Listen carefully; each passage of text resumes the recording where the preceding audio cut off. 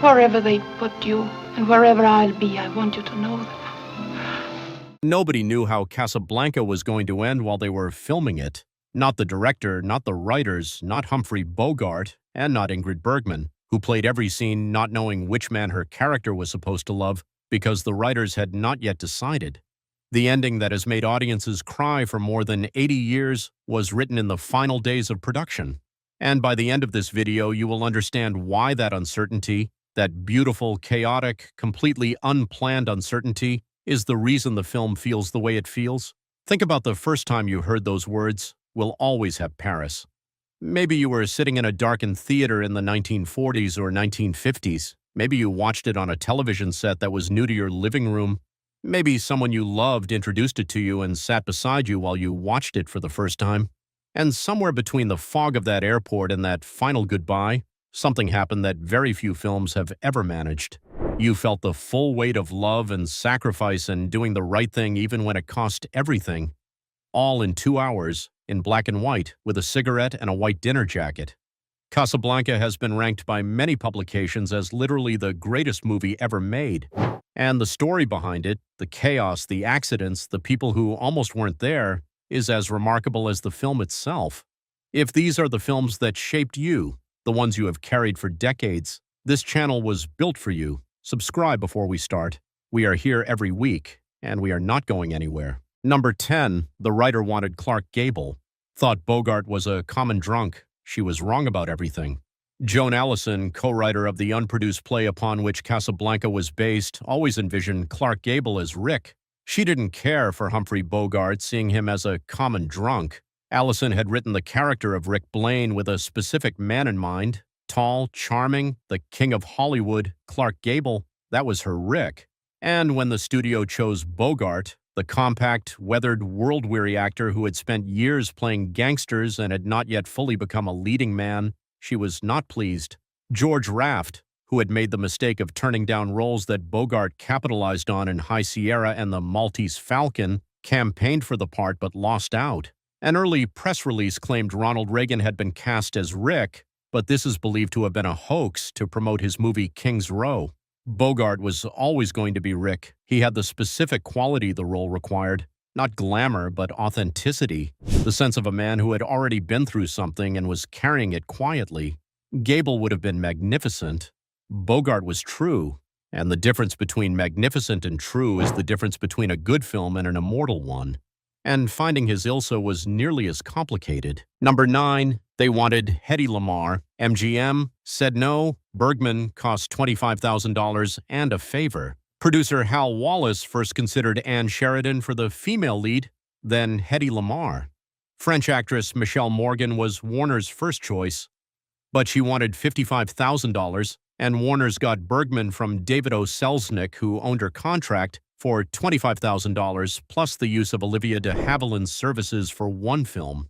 3 women considered before Ingrid Bergman, one who asked too much money, one whose studio wouldn't release her, one who was considered and passed over. And then Bergman, already one of the most luminous presences in Hollywood, arrived on set for $25,000 and a trade. Selznick loaned her out and received the services of Olivia de Havilland in return. 2 of the greatest actresses of the Golden Age exchanged between studios like assets in a business arrangement. The transaction was cold. What Bergman created with it was anything but. Bergman once said, "I kissed Bogart but never really knew him." The chemistry that made audiences believe in one of the great screen romances belonged to 2 people who were not close.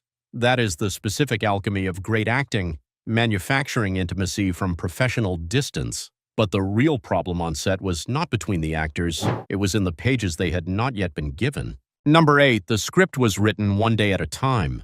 Nobody knew what came next. The film shoot was approached improvisationally, with screenwriter Howard Koch reportedly turning in pages each morning for scenes to be filmed that day.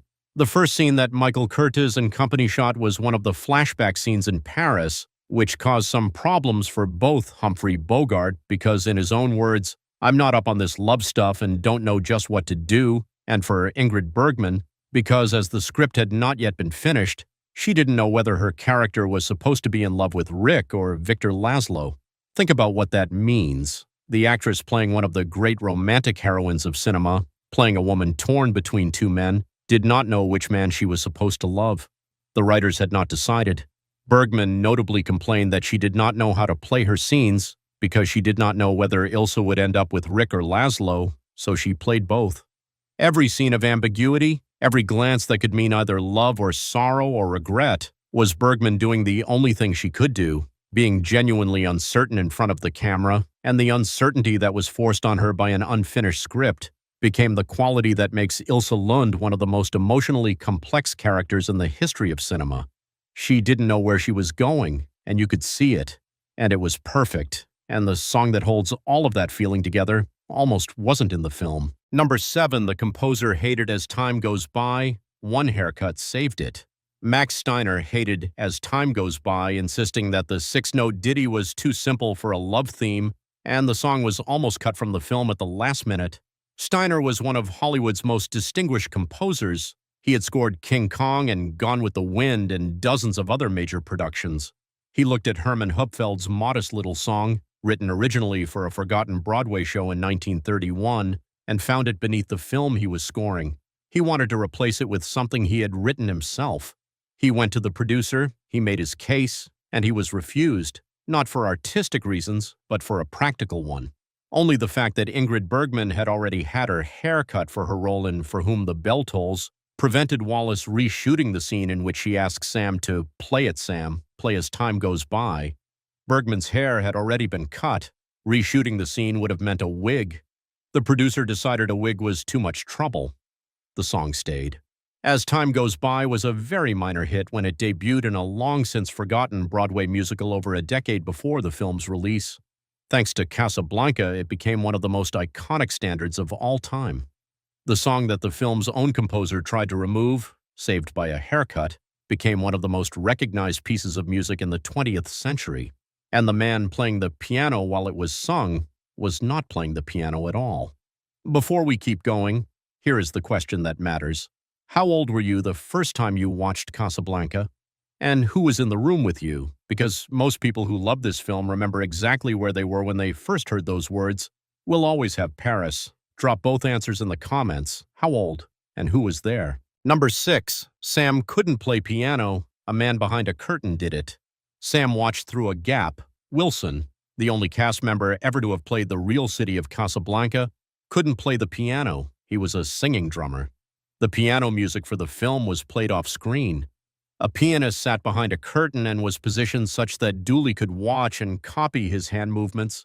Every time you watch Sam play As Time Goes By, every time your eyes went to those hands moving across the keys, you were watching a man mimicking something he could not do. The real pianist was invisible, behind a curtain, watching Sam watch him, and Sam watched the hands move and moved his own hands accordingly, take after take, scene after scene. After Casablanca opened, Dooley Wilson received 5,000 fan letters a week, more than Clark Gable, more fan mail than Clark Gable. The man who could not play the instrument that made him famous, receiving more letters than the King of Hollywood, from people who had felt something real while watching something that was, in the most technical sense, completely constructed. That is what great performance does. It makes the construction invisible, and what you feel is the only thing that matters. And there is a line from that film that everyone quotes that nobody actually said. Number 5, nobody said, "Play it again, Sam." Not once, in the entire film. One of the film's most famous lines, "Play it again, Sam," is never actually said in the movie, not by Ilsa, not by Rick, not by anyone. What Ilsa actually says is, "Play it, Sam, play As Time Goes By." What Rick says is, "You played it for her, you can play it for me. If she can stand it, I can. Play it." Neither version contains the words again. The most quoted line attributed to this film, the one that launched a Woody Allen play, the one that has been repeated in countless conversations and parodies and references for 80 years, was never in the screenplay, never in the finished film, and was never said by any actor on any day of production. The line that does not exist has outlasted almost every line that does. That is the specific mystery of how culture works, how a memory of something can become more real than the thing itself.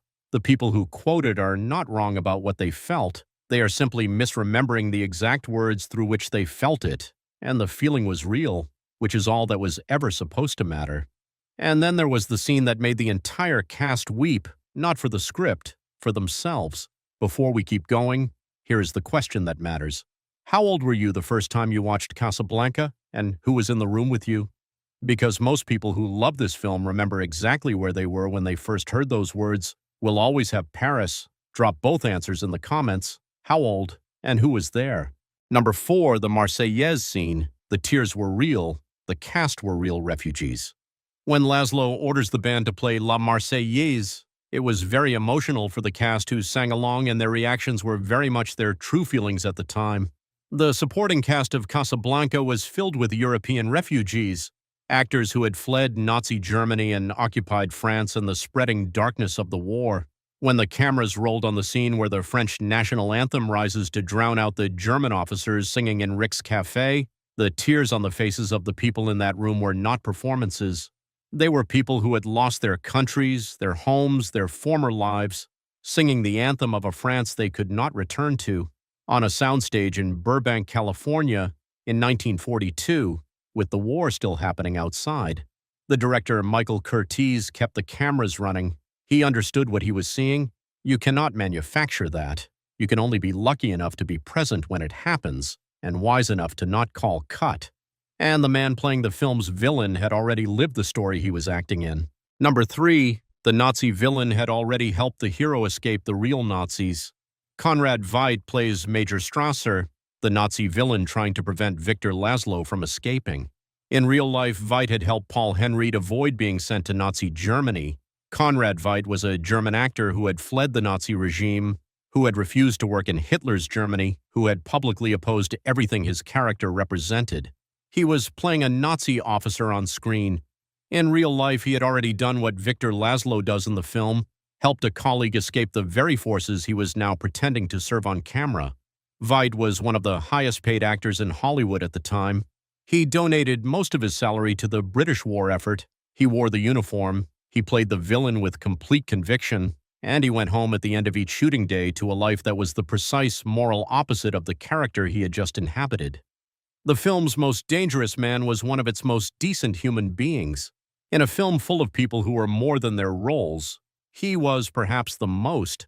And then the film opened, and something happened that nobody had planned. Number 2, the film opened. 2 weeks later, the real Casablanca fell to General Patton. 2 weeks after the movie was released in 1942, the North African town of Casablanca hit the headlines when it surrendered to General Patton's invading U.S. troops. The film had been rushed into production partly to capitalize on interest in North Africa. Nobody could have predicted that 2 weeks after it opened, with the war still being fought and the outcome still genuinely uncertain, the actual city of Casablanca would fall to American forces. The film that was set in a real place suddenly felt connected to real events in a way that no studio campaign could have manufactured. People who had just seen the film watched the news and felt the two things collapse into each other. Fiction and reality, the screen and the world, the fog of the fictional airport and the actual fog of actual war.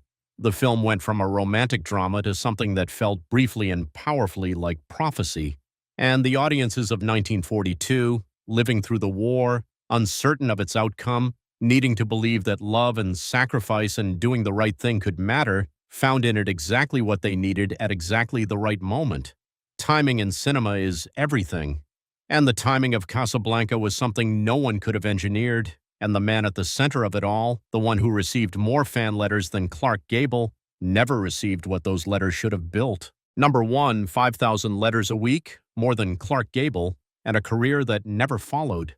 After Casablanca opened, Dooley Wilson received 5,000 fan letters a week, more than Clark Gable, 5,000 letters every week, to a black man in 1942 Hollywood. In an industry that had no framework for what to do with a black performer who was more beloved by audiences than the biggest white star in cinema, people wrote to him because Sam was the warmth at the center of the film, the constant, the one who remembered everything and said little and was always there, the one who played as time goes by not because he was asked to, but because she needed to hear it and he understood why. Sam is the heart of Casablanca, and audiences knew it, and wrote to him to say so 5,000 times a week. Wilson was the only cast member ever to have played the real city of Casablanca. He was the only American-born lead in the film. He could not play the piano. He mimed the hands of a man behind a curtain while singing in a voice that stopped a room. And he received more fan letters than Clark Gable. He never received another role of comparable significance. The studio system of 1942 knew what to do with a beloved white star. It had no equivalent path for a black man whose fan mail outpaced everyone else in Hollywood. Wilson worked steadily in smaller roles for the rest of his career. He died in 1953. He was 56 years old. The piano he appeared to play is one of the most iconic images in American cinema. His hands never touched the keys. The man behind the curtain played the notes. Wilson gave them their feeling. And feeling, as Casablanca has always known, is the only thing that actually reaches people. We'll always have Paris. Dooley Wilson always had those letters, 5,000 a week, from people who understood, even if the industry didn't, exactly what he had given them. That is Casablanca. Tell us in the comments, how old were you when you first watched this film? And what is the line, the single line, that has stayed with you longest? Not the famous misquote, the real one. The one that arrived at the right moment and never quite left. Write it down. We want to know what it is. Subscribe and hit the bell. We are here every week, bringing you the real stories behind the films that shaped your life.